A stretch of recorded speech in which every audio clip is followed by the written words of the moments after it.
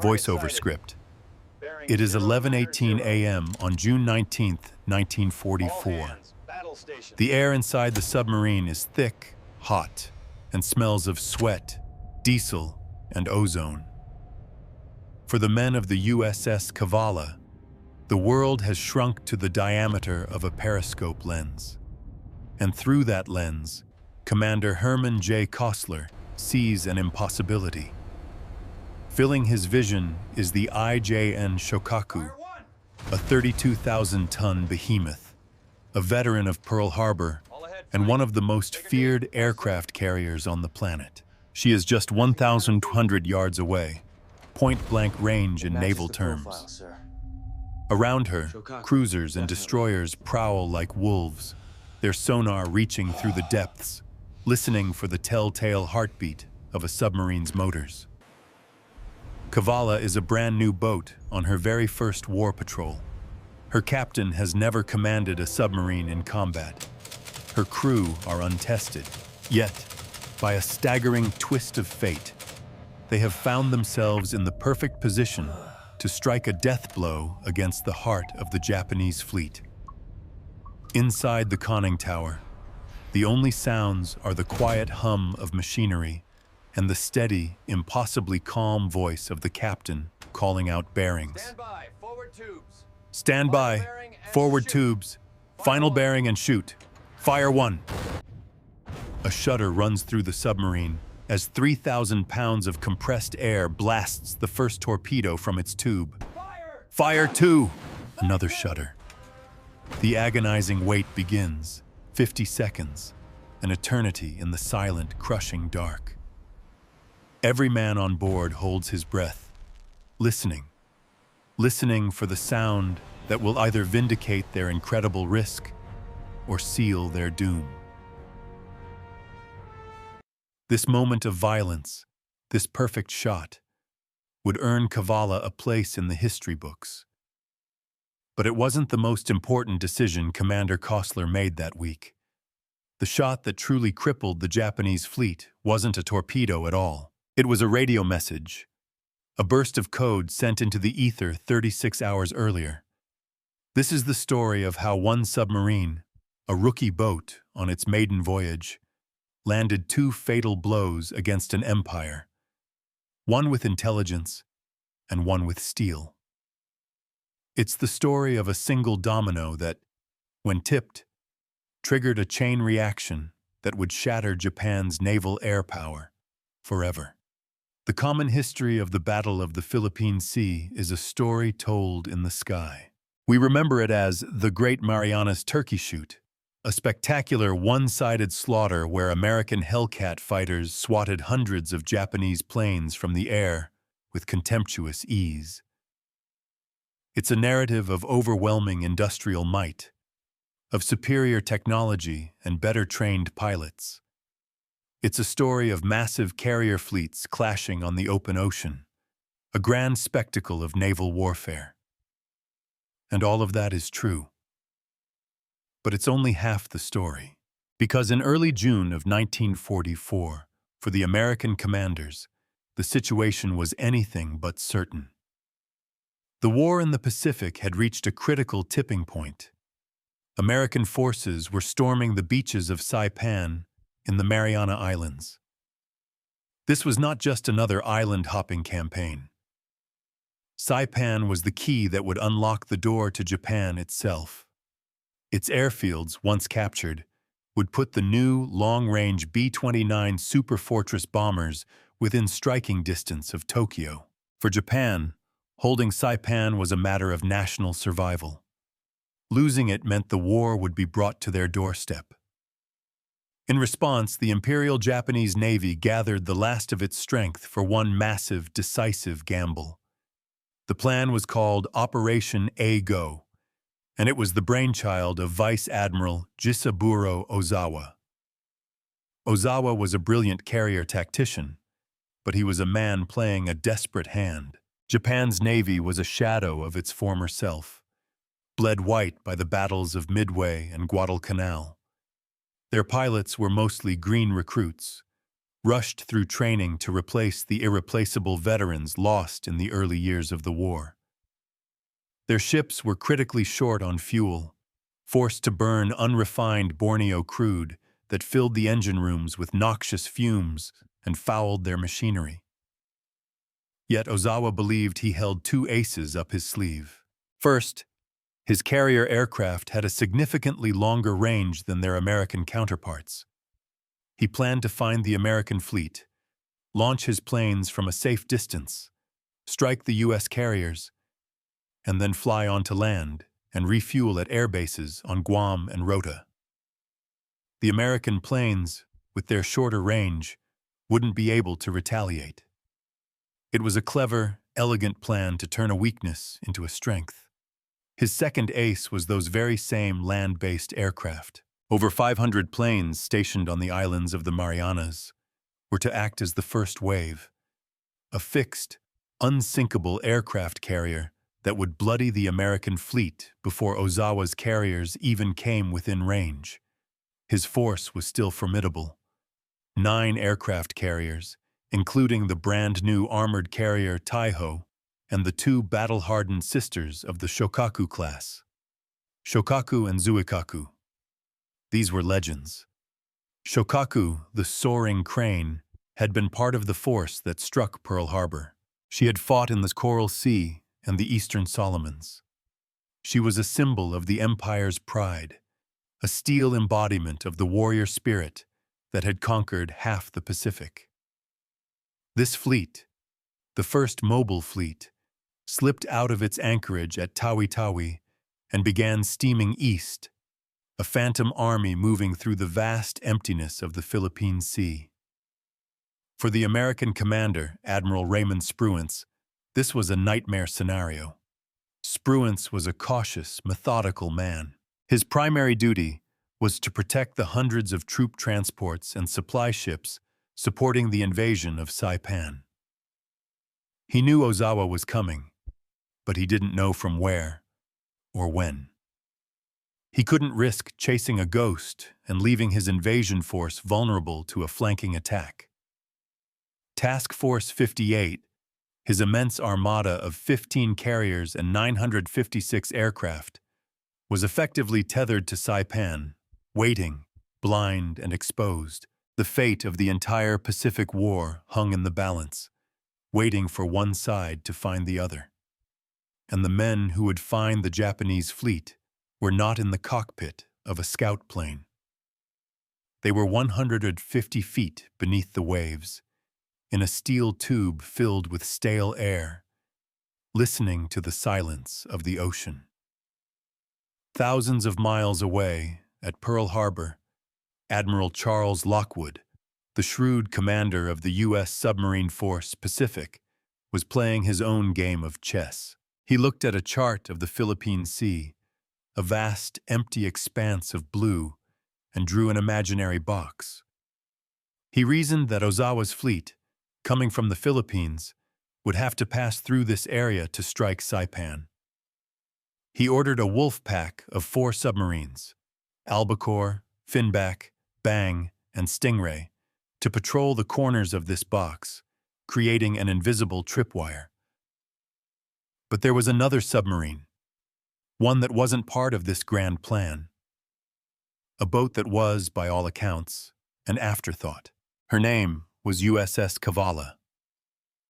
Commissioned on Leap Day, February 29, 1944, Cavalla was as green as they came. She had sailed from Groton, Connecticut, through the Panama Canal, to Pearl Harbor for final training. Her commander, Lieutenant Commander Herman J. Kostler, was a quiet, meticulous officer. This was his first command, his first war patrol. The weight of his 80-man crew and his multi-million-dollar submarine rested squarely on his shoulders. On June 4th, Cavalla slipped out of Midway.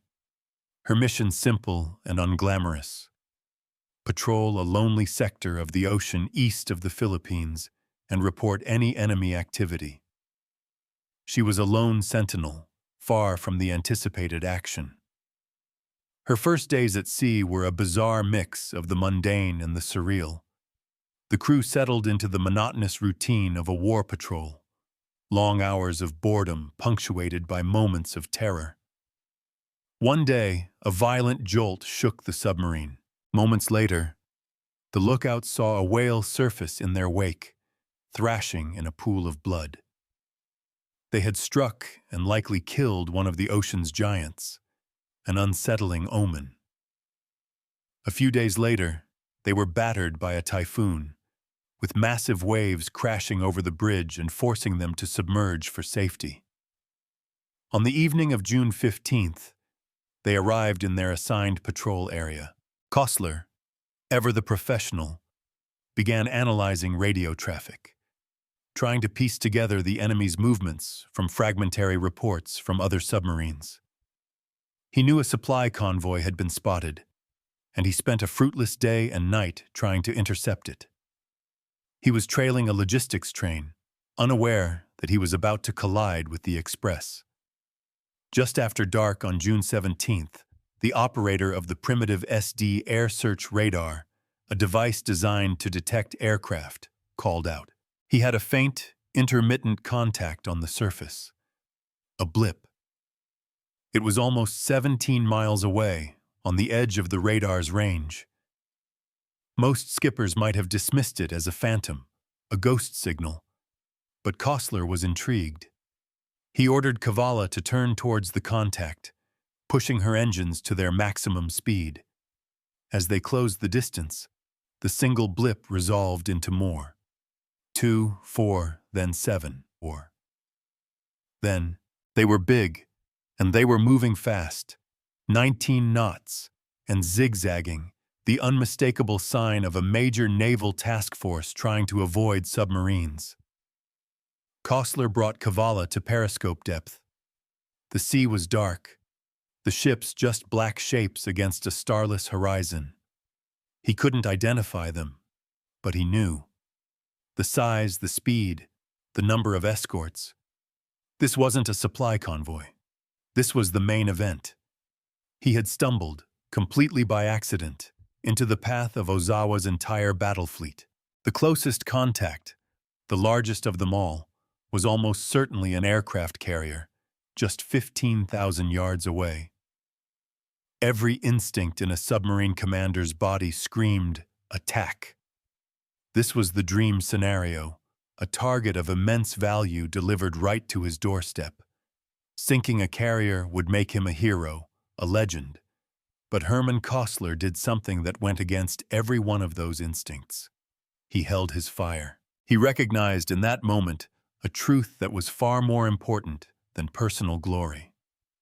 He was the only person in the entire U.S. Navy who knew, with certainty, where the enemy was. Sinking one ship, even a carrier, would be a victory. But telling Admiral Spruance where to find the entire fleet could win the whole battle. The tactical value of one kill was dwarfed by the strategic value of this priceless information. The decision was made. Cavalla would shadow the fleet, not attack it. For nearly 2 hours, Kostler played a terrifying game of cat and mouse, skillfully maneuvering his submarine to stay just outside the ring of escorting destroyers. Finally, when the bulk of the Japanese force had passed, he evaded the 2 trailing destroyers, surfaced, and sent his message. A short, coded burst of radio traffic, crackling across thousands of miles of ocean to Pearl Harbor. 15 ships, including carriers and battleships. Course 085, speed 19 knots. The first domino had just been pushed. With that single message, the Phantom Fleet was no longer a ghost. It now had a location, a course, and a speed. The game had changed. Kostler's message was a lightning bolt. Relayed from Pearl Harbor, it reached Admiral Spruance aboard his flagship. Suddenly, the uncertainty vanished. The fog of war lifted. Spruance now knew where Ozawa was and where he was headed. He could finally unleash Task Force 58. He turned his fleet west to intercept, positioning his carriers to meet the Japanese head-on, The great Marianas Turkey Shoot was about to begin, and it was made possible not by a scout plane, but by the quiet, disciplined decision of a submarine commander on his first patrol. For Cavalla, the next 36 hours were a frustrating anticlimax. Kostler tried to regain contact with the fleet, but it had vanished into the vastness of the sea. On the morning of June 19th, the day the great air battle would commence, Cavalla was all alone. Just after 3:45 a.m., a low-flying aircraft roared directly over their conning tower, forcing a crash dive that sent the officer of the deck tumbling down the hatch in terror. The sky above was now alive with enemy planes. Kostler was cautiously bringing the boat back up to periscope depth around 10:30 a.m. He saw 4 small planes circling low about 15 miles away. This was odd. Planes circling usually meant they were protecting something below. Moments later, the sonar operator called out, his voice tight with excitement. "High-speed screws, many high-speed screws, bearing same as the aircraft." Masts began to prick the horizon. Kostler ordered the crew to battle stations. He eased Cavalla closer, raising the periscope for a quick, fleeting glimpse. He lowered it, his heart pounding. He had to be sure. He raised it again. He couldn't believe what he was seeing. There, steaming directly towards him, was one of the main Japanese carrier groups. A large carrier, flanked by 2 heavy cruisers and a destroyer.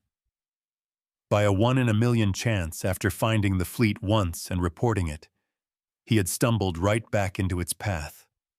And this time, he was in the perfect position. He called his executive officer and gunnery officer to the periscope. "Confirm identity."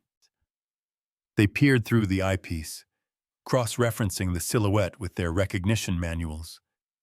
The pagoda-like mast, the unique island structure. There was no doubt. "It's a Shokaku class, Captain. It's the Shokaku herself." What Kostler didn't know was that the battle had already been joined. Far to the east, Ozawa had launched his first wave of aircraft, and elsewhere in the depths, another American submarine, the USS Albacore, had put a single torpedo into Japan's newest and largest carrier, the Taiho. The damage seemed minor at first, but a catastrophic failure in damage control was filling the ship with explosive aviation fuel vapor. Taiho was a floating bomb, ticking towards detonation. Now, it was Cavalla's turn. Kostler began his approach, a masterclass in stealth and geometry. He only needed to raise his periscope 3 times, each for just a few seconds, to plot the carrier's course and speed. He saw the flight deck crowded with planes, engines turning as Shokaku recovered aircraft from her morning strike. He saw the large Japanese naval ensign fluttering from her mast. The escorting destroyer Urakaze was a concern, positioned on the carrier's flank, but the attack angle was too perfect to abandon. At 11:18 a.m., with Shokaku filling the periscope's view at a mere 1,200 yards, Kostler gave the order. He fired a spread of 6 Mark 14 torpedoes, set to run at a depth of 15 feet. Even as the last torpedoes were leaving the tubes, he gave his next command. "Take her deep, left full rudder." He wasn't waiting for confirmation. He knew what was coming next. 50 seconds after the first torpedo launch, a deep, powerful boom resonated through Cavalla's hull. The crew let out a muffled cheer. 8 seconds later, another boom. And 8 seconds after that, a third. 3 solid hits. On the bridge of the Shokaku, lookouts screamed a warning. But it was too late. The torpedoes, unseen until the final seconds, slammed into the carrier's starboard side, midships and near the bow. The veteran warship shuddered violently, rupturing fuel tanks and aviation gas lines. She immediately began to list, crippled and falling out of formation. For Cavalla, the victory was fleeting. The triumph was immediately replaced by the terror of survival. Just 2 minutes after the torpedo impacts, the first depth charges exploded. The Japanese counterattack was swift and brutal. 2 sets of 4 charges detonated terrifyingly close, shaking the submarine like a toy, knocking out gauges and sending loose equipment crashing to the deck.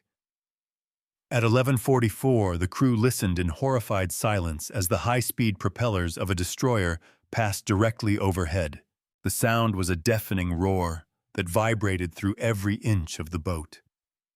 The men, soaked in sweat in the 100-degree heat, held their positions, not daring to make a sound. For 3 agonizing hours, the destroyers hunted them. 106 depth charges were dropped in total. But Kostler was a master of evasion, twisting and turning his boat in the depths, using every trick he knew to throw the hunters off his trail. Around 2:00 p.m., as the depth charging began to subside, the sonar operator picked up a new sound from the direction of the attack. It was a strange, loud, rumbling noise. Then, at 2:08 p.m., 4 massive, prolonged explosions ripped through the ocean, far too powerful to be depth charges. Kostler noted them in his log, describing them as deep rumbles that lasted for several seconds. An hour later, Cavalla reached periscope depth. The ocean was empty. The Japanese ships were gone. In the direction of the attack, a pall of smoke hung over the horizon. The rumbling explosions they had heard were the death throes of the Shikaku. The torpedo hits had started uncontrollable fires. The same volatile Borneo fuel that plagued her engines now became her funeral pyre. 3 hours after being hit, her aviation fuel vapors ignited, tearing the ship apart in a series of cataclysmic internal explosions. The soaring crane, the veteran of Pearl Harbor, plunged beneath the waves, taking 172 of her crew with her. Cavalla had survived. Battered but intact, she slipped away from the scene of her triumph. Kostler surfaced that evening and sent another message to Pearl Harbor. Struck Shokaku-class Carrier 3, torpedo hits. I believe we sank that vessel. He was right. The Battle of the Philippine Sea was the single most devastating blow to the Imperial Japanese Navy in the entire war. In 2 days of fighting, Japan lost 3 aircraft carriers, Taiho and Shokaku to submarines, and the light carrier Hiyo to aircraft. But far worse was the loss of over 600 aircraft, and most critically, their pilots. It was a loss from which their naval air arm would never recover. The elite corps of Japanese naval aviators was effectively annihilated in a single battle, a battle that was set in motion by a single submarine's contact report. The era of the Japanese carrier fleet was over. For the rest of the war, their carriers would be little more than hollow decoys, ships without planes and without pilots.